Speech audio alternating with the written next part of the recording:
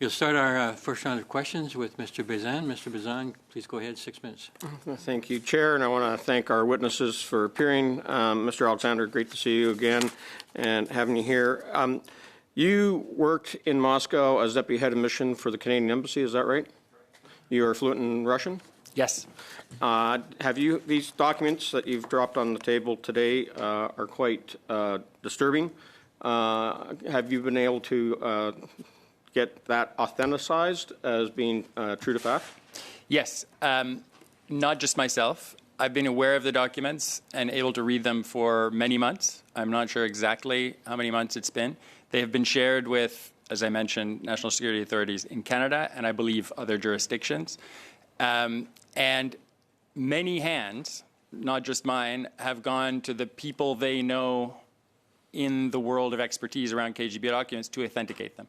Every authority that has come back, and these include some of the best authorities in the United States, several in Europe, including Estonia, Ukraine, and the UK, I believe, as well as a specialist in paper quality and manufacture, because the documents were made at a certain time using paper that came from a certain place. All have authenticated these documents, have confirmed that they are what they claim to be.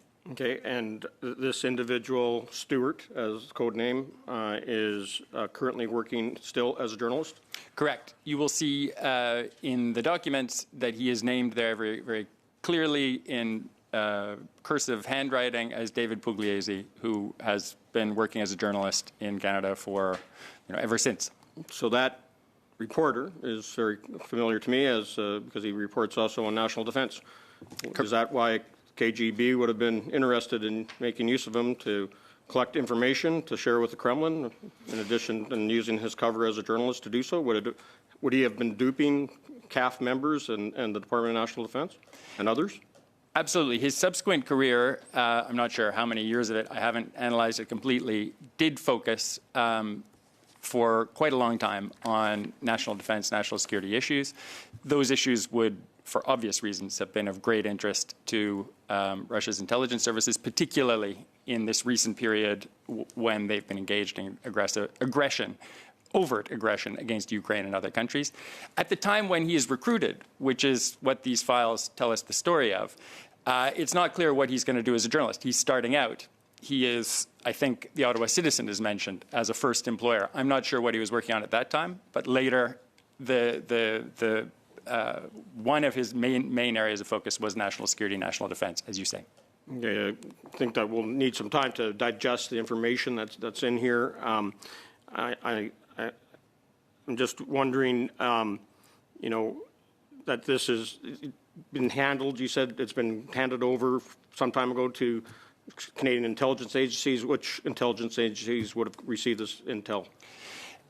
From what I know, I was not the person doing the handing. It was given to counterintelligence authorities and law enforcement authorities within the Department of National Defense, as well as CSIS. Okay. Do you believe that those briefings would have been carried up the chain and investigated and shared with the Prime Minister and Minister of National Defense and Minister of Public Safety? I can't speak for the highest levels, but I know that, from my experience of working with these agencies over many decades, that they are absolutely assiduous in briefing their superiors, and this would have been considered a very serious matter, which would have required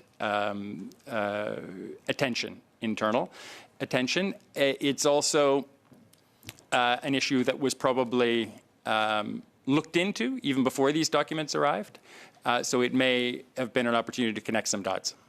Okay, I'm going to change topics a bit. We know that the Government of Canada, through the Canadian Media Fund, recently financed through TVO a Russian propaganda film called Russians at War to sow the appearance of empathy for those Russians who have invaded Ukraine. Was definitely filmed illegally on Ukrainian territory. How disappointing, I'll direct this to all three witnesses. How has Russia been successful in making use, again, a former RT reporter who was able to produce and direct this film using taxpayer money here in Canada? So Chris, if you want to kick off, and then we can go with Mr. Ling and then the other witness. Sure. Thanks for the question. I think the dynamic at work in that case was a Russian reaction to our reaction through sanctions. Russia today was sanctioned by Canada and other G7 countries, by Ukraine earlier, shortly after the full-scale invasion in 2022. It had been a very effective channel for propaganda. It was on our cable packages. It was available to many Canadians. We would run into people that watched it and see the reporters around Canada, as I mentioned. That was no longer available, so they tried to find other ways to get Russia Today's propaganda in front of Canadian audiences. Film festivals were one way to do that. This is a film that was clearly made with that objective in mind and should be considered a war propaganda film, in my view. Because I'm running out of time here, just one final question. Today it was announced that the Government of Canada has removed Denis Kameshev, who is the director of Gazprom Bank, from the sanctions list. He was sanctioned in 2022. They have now taken him off that list. Minister Jolie made that decision yesterday, I believe. How dangerous is it for us to take people off the list that are actually helping fund Putin's war machine and their invasion in Ukraine? In my view, it sends absolutely the wrong signal. Gazprom, whether someone is a former executive or a present one, was central to that war machine, central to Russia's intelligence operations, their disinformation operations. There are many more people who could, in my view, and should be sanctioned, some resident in Canada, some resident elsewhere, to strengthen our hand in helping Ukraine win. Thank you. Anyway, we'll go now to Mr. Motz for five minutes. Sorry. Thank you very much, Chair. We have heard repeatedly that a lot more can be done to combat Russian disinformation. Now, Mr. Alexander, I'll ask you, how would you say Russian disinformation has shaped the Canadian public discourse, and how has the tactics, the propaganda tactics, changed from, say, your time, like I was going to say 20, 25 years ago, to today, and how does that impact that public discourse? Mm-hmm. Well, first on how it's changed. In the 90s, I mean, in the Cold War, everyone was alive to Soviet propaganda. I mean, maybe in the period of Glasnost, less so, but it was a real issue. There were real measures to counter it. There was no access of Russian television. I mean, there might have been some shortwave that you could get at home, but to your television set or your radio and so forth. So when the Cold War ended and Soviet Union broke up, we kind of discarded those defenses and decided we were all going to work together to build up free media and cover the world. CNN went to Moscow. We got rid of Radio Canada International. You know, we didn't think those Cold War institutions were necessary.